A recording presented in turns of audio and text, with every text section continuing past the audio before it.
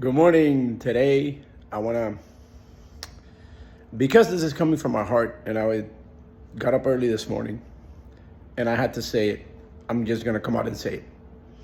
And I don't look the cleanest because I haven't shaven and everything else, but I'm going to say this. I've heard a lot of what's happened around the community, social media, and everything about Charlie Kirk. And today I want to offer my perspective on the tragedy that just occurred. And I see posts, I see videos, I see people saying this, saying that, and then I see them saying, however, and while I don't agree with Charlie Kirk's death, he was this and that. And I can't say we have all, a lot of us have not been involved in that. And so today I'm going to set a tone for my video because I feel like, in my meditation, which I do every day, in my prayer, in my meditation, I search for answers. And those answers don't come from outside. I read a lot. That doesn't matter. What's in your heart, what's in my heart is what I feel like I want to say today. So I want to say it, and I want to come out and say it. When we erase somebody because of what they believe, when we erase somebody because of what we believe, we've become something that humanity has been fighting for hundreds of years to overcome.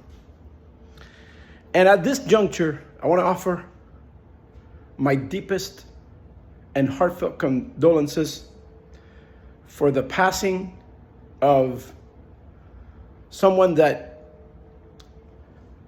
was deemed controversial at times. And in my view, when we erase somebody from our society in this way, it affects the fabric of our spiritual journey. It affects physically. It affects everything outside and inside. And a lot of people are coming out and saying a lot of things, and I'm going to be a little different today. Because because of what was revealed to me internally by my meditation.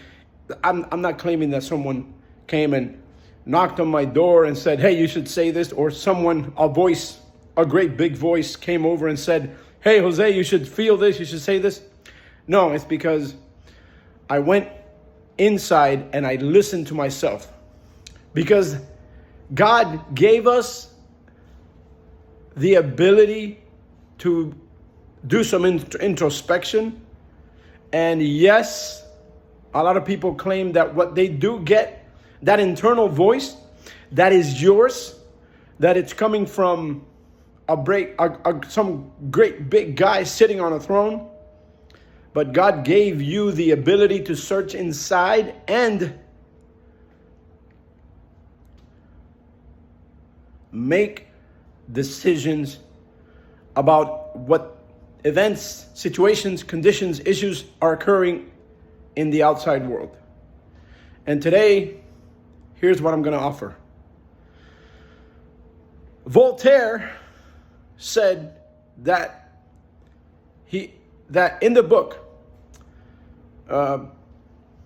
not to be named here, that I will give my life to protect your ability to express yourself. And I subscribe myself to this. Yes, there's a lot of controversial speech going on in our country today. Yes, there's a lot of things going on. But I want to offer a prayer for Charlie's family, his wife, his kids, and the community that supported him. Because it's the right thing to do. And it's the right heartfelt thing to do if you feel it. I feel it in my heart. I feel it in my mind. I feel it in my body. I feel it in my being. And today I got up early thinking about this because I've been watching some of the content around his speeches, what he said, how he expressed himself. And I'm not going to sit here and say, yes, he was controversial. However, no, that's not what I'm here for. I'm here to offer my deepest and most sincere regrets for what happened to someone who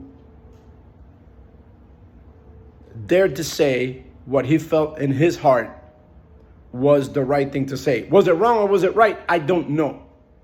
I don't know. I'm not the judge of that. And I can see a lot of people pointing fingers back and forth, left and right, middle, center, over, yonder. All of that is irrelevant. What's relevant is, at this time, is what is the right thing to do? How do we move from this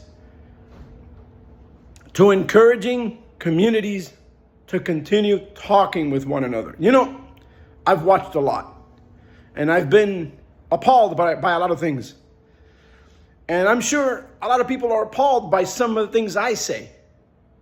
And I'm sure that we're appalled by what the left, the right, the middle, the whatever you call it, however you want to label. But you know, we're learning something as we evolve, as a country, as a nation, as a world, as a planet, as part of this, whatever you want to call it, solar system, galaxy. But one thing is for sure, if we continue pointing at each other, if we continue saying, this guy did it, that guy did it, this lady did it, that group, this group, that group, you know what? It's never going to stop. The unifying force that created everything that we know to be our nation is diversity, is the ability to have different ideals and sit down at a table and have a discussion about it and listen. Yes, this man was controversial to some, loved by others, but he did not deserve to die for expressing his views.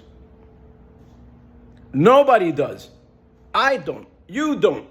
Nobody deserves to die for expressing their views. As outrageous as it might appear, no one should die for expressing their views. And no one has the right to take somebody's life for expressing their views. Yes, this is my message for today, and I'm going to finish with this. I offer Charlie and his family. This was his destiny. He fought for what he believed. A lot of people didn't agree with him. Heck, there are some things I didn't agree with him on. Of course. But he died doing what he felt was necessary in his heart, in his mind, and for what he believed. Your view is as important as his, whether you agree or disagree. It was wrong to take a life because of speech. And yes, it's tough. It's hard. And a lot of people won't understand my message. And a lot of people will. But if we decide to come together and make this about how do we grow from here, it will be better. I promise you. Every death in our country and around us that is about quieting speech, teaches us a lesson about who we are, not only as an individual, but as a nation, as a city, as a state, whatever you want to call it. It's time to look inside, not outside. Get your answers inside. Yes, be observant. Question everything. But in the end, your reaction to this very thing called free speech and the ability for people to say what they want to say, when they want to say it, how they want to say it,